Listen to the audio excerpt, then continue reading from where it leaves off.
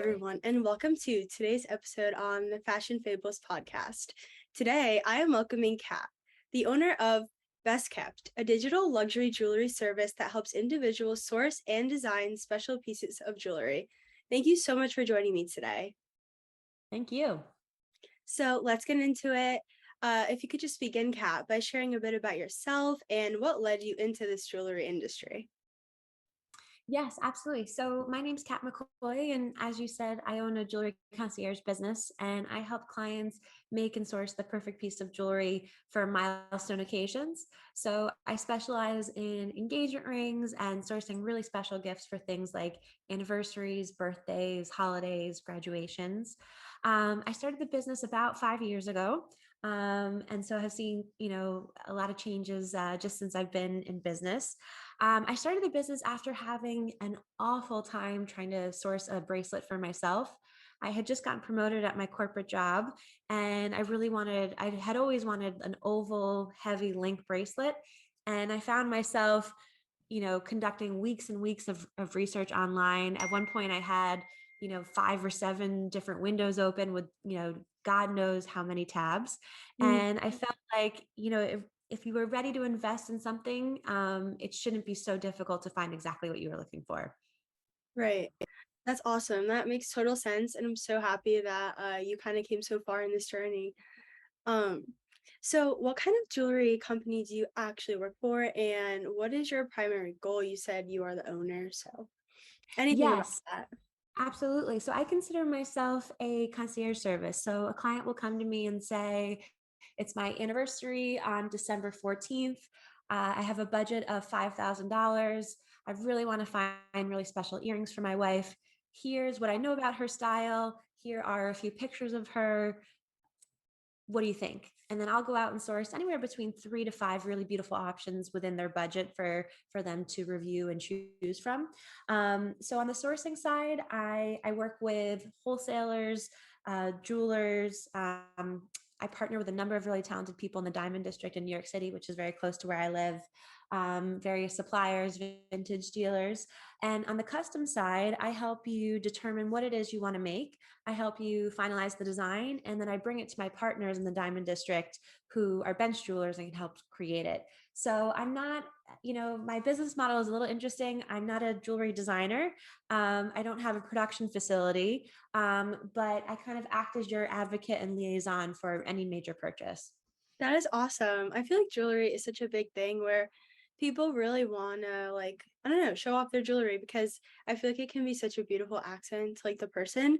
And Mhm. like, there's nothing better than getting like a compliment on your necklace or your bracelet or your ring. So I think that's awesome that you went ahead and started that. And it's kind of cool that you're able to collaborate with like bigger industries like in New York City to kind of create the dream piece for a customer. So that all sounds so cool. And can I ask where you're located that's close to New York City?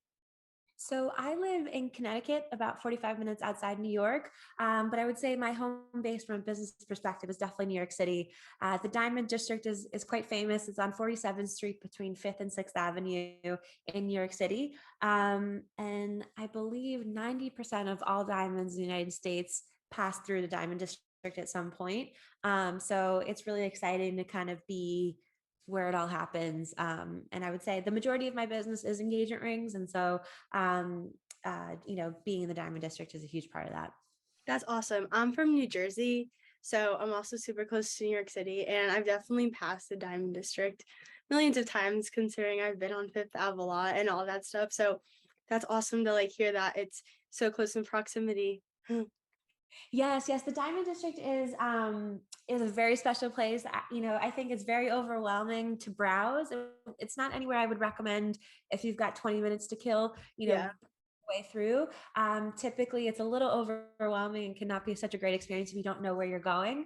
Mhm. But to the extent you know the address of the person you want to visit, or you have a real mission in mind, it's a fantastic place filled with, I think, some of the best characters in all of New York City. Thank you so much. I'm sure my listeners appreciate that for anyone looking to purchase something. So, I guess this goes into the next question for any listeners that are unfamiliar with jewelry. what are some of the basics like you think everyone should know? Like maybe a few things that you feel like are super important to know about like jewelry in general.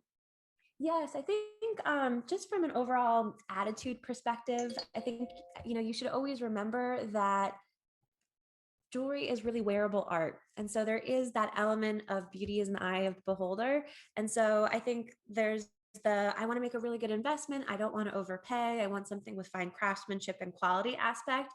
And then the other side of the coin is you need to love it. It needs to speak to you, and it needs to kind of match your personal style. My personal jewelry philosophy is jewelry is meant to be worn. So, unless you have a very robust collection, I always encourage people to start with pieces that can be worn every day. There's been a huge movement this last few years to, I don't know if it's the pandemic or what, but people are wearing obviously very small, delicate things every day, and people are wearing more substantial things every day. It's become, it used to be that people would only wear diamond tennis necklace or diamond bracelets in the evening, and now you see people layering them, and it's become like a very informal look. So I really like to encourage people to start building their collection with pieces that can be enjoyed and layered and worn every day. Yeah, that's funny you bring up the tennis bracelet thing because my like I got it for Christmas and I was like thinking, should I wear it all the time because it's so pretty, or do I save it for like special occasions? And I've ended up wearing it like every day, not because like I'm worried about like I don't know what others think, but just because I think it looks super pretty and delicate, and like I aim for that delicate jewelry look. And I also like love gold, so that's also another thing. But yeah, I feel like jewelry is so subjective to the person, and like one person might think a piece is super pretty and another person it might not be their taste, but I think that's what makes like jewelry so like beautiful because you can like express your individuality through the pieces you wear kind of thing. So it's important to keep that in mind too. Like there's like people want engagement rings, however I'm sure you've dealt with people who have so many different tastes in what they actually want. And so it's just cool probably for you to even see like what are people looking for and how does it like differentiate. Absolutely. And I think the thing that is like endlessly fascinating to me about jewelry is I think that your taste in jewelry is not a one-to-one match with your taste in fashion. I think your taste in fashion is often informed by culture and time and place, whereas I think oftentimes your taste in jewelry is informed by what your mom wore, what your grandmother Mhm. wore, the women that you looked up to. So I think you can have sort of an edgy, modern overall aesthetic in your clothes, and then really like classic pieces. I think to me, it's very, very interesting how your taste in jewelry kind of dovetails from your taste in fashion. So from a sourcing perspective, in terms of finding jewelry as a gift, I think a lot of the help I provide clients is just finding options that they're going to like and not want to return. I work with a lot of men who have struck out in the past, so they're a little gun shy about buying jewelry because last Mhm. time they went on a limb and made themselves vulnerable and bought something. The piece was returned, and there's no worse feeling. So a lot of what I do on the sourcing side is it's not driven by an algorithm. It's very intuitive and just sort of getting a sense of who this person is. Yeah, that's probably like difficult for the client because like, they want to make their significant other or whoever they're buying for happy and like, but sometimes it's hard because like they might think the person likes it and then it's just like not their style and it's nothing personal, but it's just kind of like the situation. Yeah, I have found, every once in a while I'll get like a sweetheart client who comes to me, just because and just because he really want to get her something special. But by and large, I found typically a woman has to want something. And so just from a business perspective, it's made my marketing very interesting and in some ways challenging because the direct person I'm working with is oftentimes a man, but the end user is a Oh, woman. And yeah. so I think to the extent you can keep your ears open and pay attention to hints, and then also decide to what extent the element of surprise is very important to you. I have some very romantic clients who never want to pick something off a wish list because they really want to dazzle them again with that element of surprise.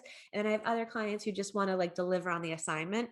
And so some of that is like your gift giving, love language, and kind of how you express yourself. But no matter which way you cut it, jewelry is very, very personal. Yeah. No, that's awesome. Thank you so much. So how do you feel the industry of jewelry has even grown? And like, what are some trends going on right now with jewelry? What sorts of jewelry do mainly people invest in? And like, why do you feel that like real jewelry is more valuable than, let's say, like a costume ring or something like that? Yes, so I think even just in the 5 years I've been in business, there's been a change, a little bit of a change in the way people think about jewelry and buy jewelry. I think at the heart of the change is probably technology. So I think just we live in a time where Instagram is like a very important platform to a lot of people, and Yeah, it's a very visual medium. And so, particularly with engagement rings, I think engagement rings have honestly become a little bit more important because there's this feeling that the ring is going to be broadcast and seen so everywhere. many more places than back in the day when you weren't immediately posting a photo.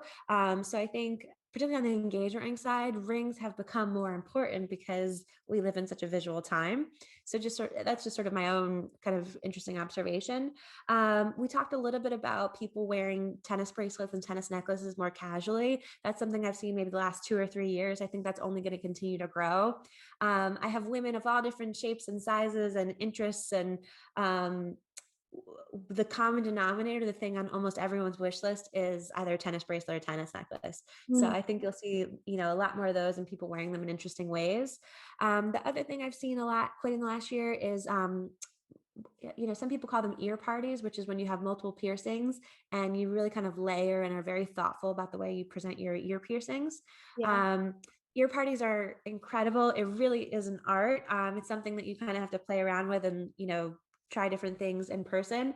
I guess I'm sort of like an old school square because I have to be the only person who sells jewelry on Instagram with just a single piercing. Mm, But I think it's very cool and just a really special way to express yourself because um, when you have multiple piercings, oftentimes the actual studs themselves can be very simple, but it's just the way that you choose to organize them or choose to use your piercings that makes each one very unique.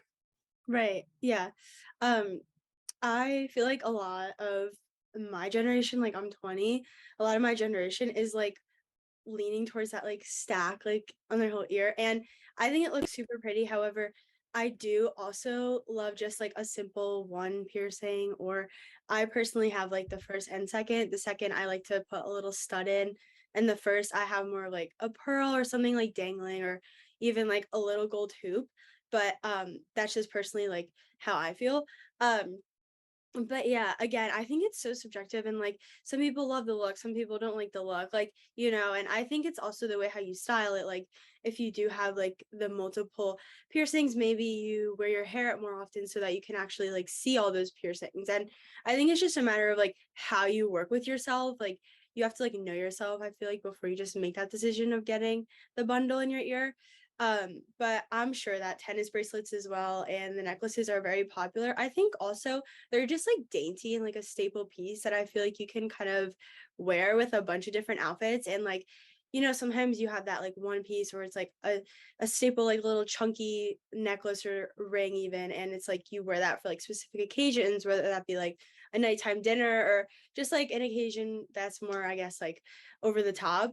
But I feel like people buy things also if they know they're gonna wear it a lot, and that's where they're gonna invest their money more so, because it's like you'd rather kind of put that money into something you're gonna wear a lot rather than something you might wear like once or twice. And maybe that is when people will turn more to like the costume jewelry for, because they'll be like, oh, I could just buy something fake. No one will probably even know anyway. So I don't know. That's just like kind of my observations on it. Absolutely. And I think it also depends on kind of like life stage and where you are.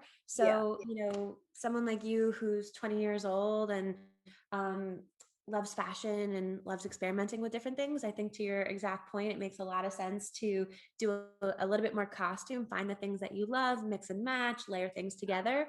One of the biggest categories in my business has become what's called a push present, which is a term not a lot of people love, but is essentially a special gift that you can give your partner after you have a baby together.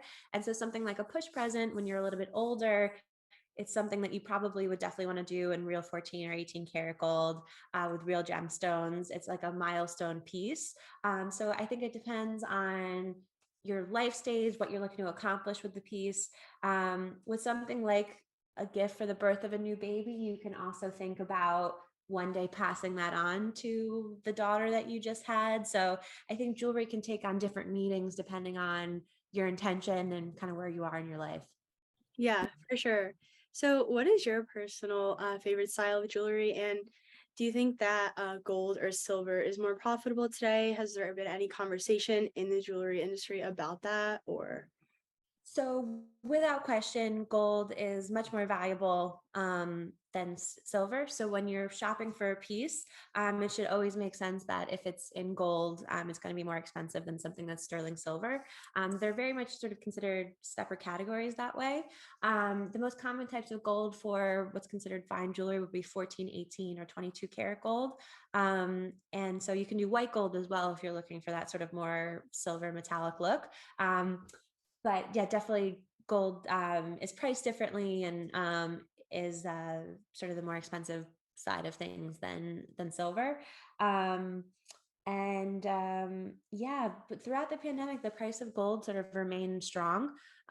So from a the jewelry industry was surprisingly resilient. I think in times that are tough, you think something like jewelry would be the first thing that people would cut. But for some people, they found themselves with a little bit of extra income, but they weren't traveling. And so I found that some people were spending money on jewelry the last couple of years that otherwise would have went to experiences like concerts and plane tickets and travel. okay, that is super interesting. And then, what is like your personal favorite piece of jewelry or like style? Do you like rings because you deal with that mainly? Yeah, so I have to say I love rings and necklaces. I have just a few pair of earrings that I'll wear the same pair of earrings for a few months and then switch them out. So I say that I'm very streaky when it comes to my earrings and my bracelets. My necklaces and rings are something that I change out a little bit more when I'm in the mood to shop or when I'm really looking as more of like a consumer versus for another client. The things I'm always going to be putting on are typically going to be rings just because they feel so fun to kind of put on your hand. My personal aesthetic with jewelry is pretty classic and understated. I like it to be classic with like a little bit of a modern twist. But I would say, yeah, my collection are usually like pretty simple pieces that I think you can style in a way that shows the time. But can be in your jewelry box for a really long time.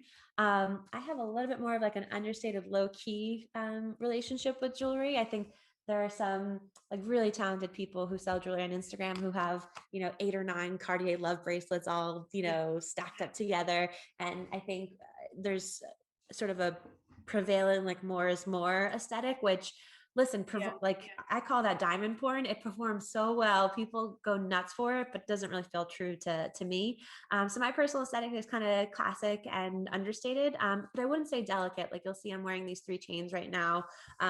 They're you know, chains that you could have bought 50 years ago. They're chains you can buy 50 years from now, but they're not necessarily very delicate.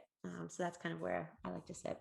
Yeah, regarding your chains, I feel like you're a little bit into like the vintage, like kind of vibe where I love that too, where it's like recycled from like my grandma or something. And I don't know, I just feel like it's timeless.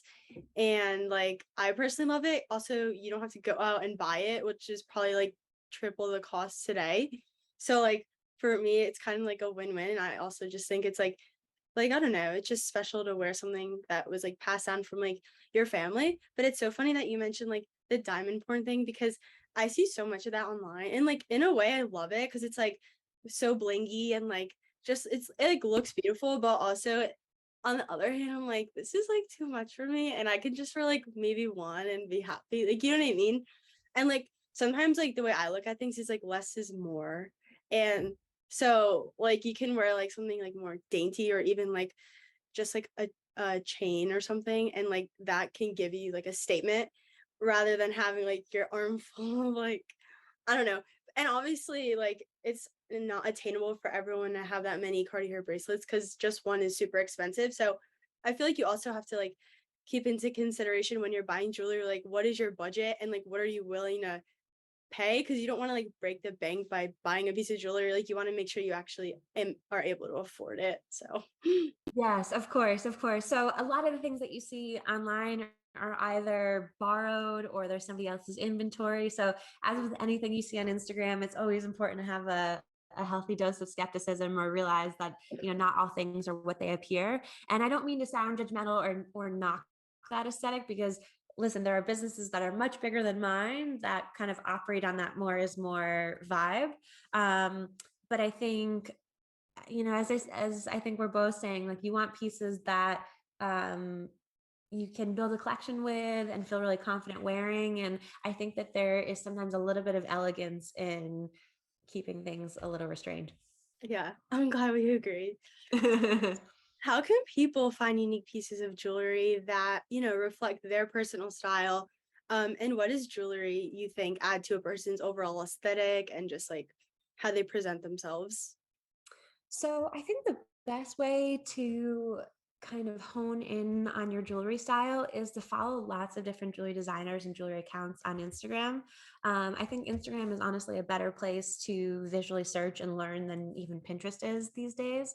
And I think, a great way to express your style is through layering or combining pieces in unusual ways. And I think that's what's so great about some of the accounts on Instagram is you can see on the body different ways that things are worn, and there are so many talented people out there who are making really unique pieces. So I think that's just a great place to start. And then I think also just keeping your eyes and ears open. I think, as I said, jewelry is so interesting. So you might see something on a trip to New York City that you've never seen before, and it feels like street style. It feels a little different, and then you might feel like you're seeing a version of that, on someone else you follow. And so it usually takes like a little bit of time to marinate, but eventually you just sort of come to want something. And it's just really interesting to me, kind of how that comes about for people. I think if you're really, I have some clients who just, it's not that they're not interested in jewelry, but it's never been a priority for them. And so we kind of work backwards from, like the 10 core pieces that I think should be in every person's jewelry collection. So that's sort of a different way to think about how to acquire pieces. But I think the number one thing is, listen, you always want the craftsmanship to be good. You don't want to overpay, but you have to love it. And so I think people can sometimes get caught up in, I paid too much, or this wasn't worth it, or all these different things. But at the end of the day, it is a piece of art. So I think you have to think long and hard about like what a piece is worth to you. Right. I also feel like sometimes it can be hard to know what brand of jewelry to get, like not only like what piece you're getting, but like the brand because like for example, like on my birthday, I was gonna like pick a piece out. My parents were like, "You pick a piece for your birthday." Like I wanted just like a ring, a simple gold ring with maybe like a diamond or two on it, like not even a real diamond. It could have been like whatever. But I went to Tiffany because thinking that there would be reasonable pricing there and like the jeweler was very sweet. However, she made the price seem like nothing and then before she even like said it to us and then it was like upsetting because like I really loved the piece. However, she didn't say the price until like it was on my finger and I like loved it. So sort of things like that where it's like I then turned away from it because of the cost and then went to like Swarovski and found like a ring. So I think it can be hard too when like at first you like really really like something, you have your heart set on it and then it has to get like turned around because of a price. But I honestly think that like sometimes you're paying for the name and like you have to like remember that and you can find beautiful pieces like in a store that's not Tiffany. Like, do you know what I mean? Like Swarovski has beautiful pieces. So I think you should more so like focus on the type of jewelry, how it looks on you, how it feels on you, rather than necessarily like what brand is it, like who's gonna like ask me what brand, like, like I feel like nobody really cares that much as long as like it looks pretty and like whatever. So yeah, I don't Yes. know. Yeah, no, absolutely. You're always going to pay what I call like the blue box premium by shopping in one of those old heritage stores like that. So a big part of the experience is, um, buying into their brand and sort of believing in all of that. But from an overall beauty and craftsmanship standpoint and carat weight, you can certainly get better value or better bang for your buck by shopping elsewhere. Um, and another, big reason I started the business is because shopping online is so overwhelming and shopping in store can be very intimidating. And so while the salesperson didn't mean to turn you off, that's exactly what happened. Yeah. So it can be, yeah, shopping in a jewelry store, it can be an uncomfortable experience. Because you feel like they're looking at you and, like, wanting you to make a decision, and I'm like, "I gotta think, like, Right. please." So, do you primarily do engagement rings, or do you also do, like, promise rings and, like, just stuff like that as well, or is it, like, kinda anything? I would say the bulk of my business is engagement rings and sourcing milestone gifts. I haven't done promise rings to date, which is interesting, but you're giving me some good thoughts. My wheels are spinning on Because I that. feel like that's also, like, something popular where, like, guys are giving their, like, girlfriends promise rings as a way to, like, I don't know, just mark their relationship, like, commitment kinda thing, so I was just like, "Oh, maybe you have dealt with that or whatever." Cool, cool. That's something. I'm an old lady compared to you, so this is good intel for me. Oh, I'm glad. And then finally, can you just share some tips on how to like purchase meaningful and personalized gifts? Because I feel like this is something like many people would like to hear an answer to. Absolutely. So it's a little bit different if you're shopping for yourself or for someone else. If you're shopping for someone else, I always like to encourage my clients to think about one entry point for thoughtfulness. So I have a client who the very first thing he told me when he was describing his wife is that she's got beautiful blue eyes.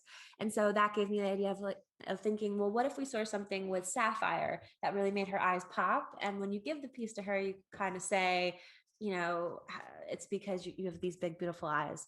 So to the extent you can find one little detail that makes it feel really personal to her, I think ultimately a great piece of jewelry is storytelling. And so there has to be some sort of meaning or story behind it. Lots of people are very into birthstones.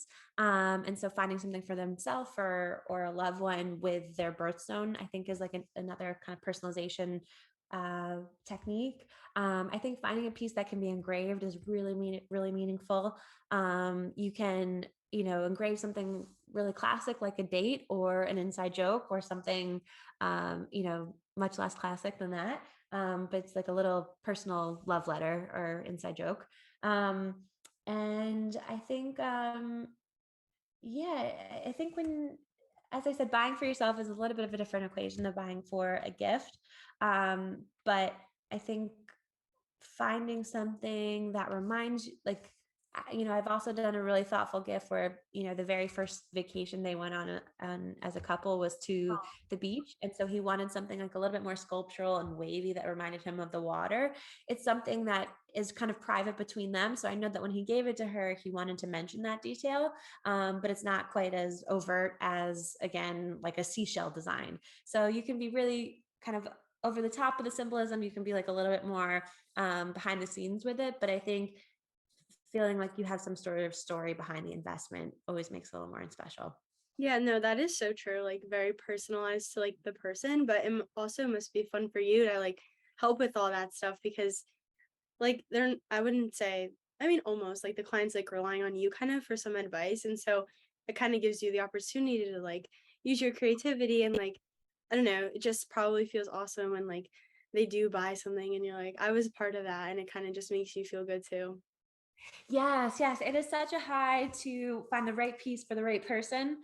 And I think when I first started the business, I wanted to be the hero. Like, look what personal thing I found. But Yeah. I realized the real magic is empowering other people to make the final decision. And so my job is to really curate it so that there are no bad options. But you have to make the final call and you have to sort of ascribe the meaning to it, because it is such a beautiful thing it's a beautiful gesture to give someone a piece of jewelry. And so I have learned, I had to put my own ego in check, and the hero of the story always has to be, whoever is buying the piece. Yes, that is so true. So finally, Kat, what are some ways that people can just stay in contact with you, learn more about your concierge, and just maybe if they're interested, anything about your contact information would be awesome.